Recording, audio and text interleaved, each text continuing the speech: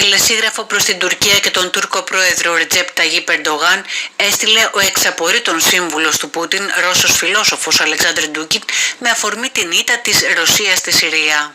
Συγκεκριμένα σε ανάρτησή του στο X, ο Ντούκιν έκανε λόγο για προδοσία της Ρωσίας από τον Ερντογάν και προειδοποίησε ότι άρχισε το τέλος της Τουρκίας του Κεμάλ, αναφέρει μέσω μαζικής ενημέρωσης. Η Συρία ήταν παγίδα για τον Ερντογάν, έκανε στρατηγικό λάθος.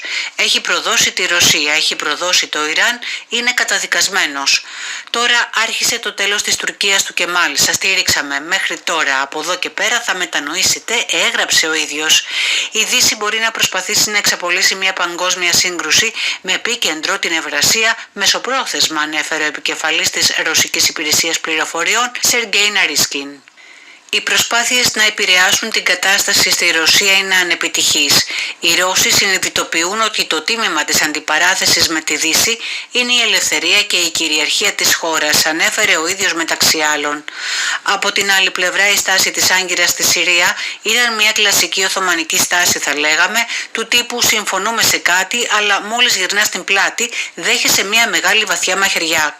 Κάτι που ο Πούτιν το διαπίστωσε στην πράξη.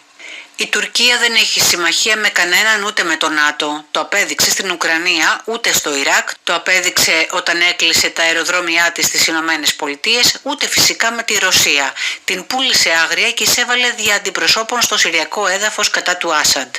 Η Ρωσία μετά την ήττα στη Συρία, αν δεν αντιδράσει κατά της Τουρκίας, θα δεχθεί ένα ακόμη χτύπημα από τους νεοοθωμανούς στο μαλακό της υπογάστριο, στον Κάφκασο, από χιλιάδες τζιχαντιστές που ήδη απεργάζονται σχέδια σε Τατζικιστάν, Τσετσενία και Ουσμπεκιστάν.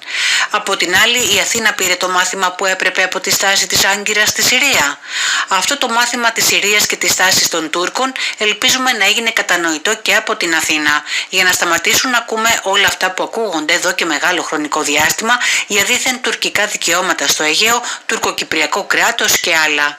Η Άγκυρα τώρα, ως το επόμενο σχεδιαζόμενο βήμα της, θα πιέσει τους Αλβανούς να προκαλέσουν πολεμική ρήξη στα Βαλκάνια με στόχο την επαναφορά των τουρκικών στρατιωτικών δυνάμεων σε κάθε σενάριο.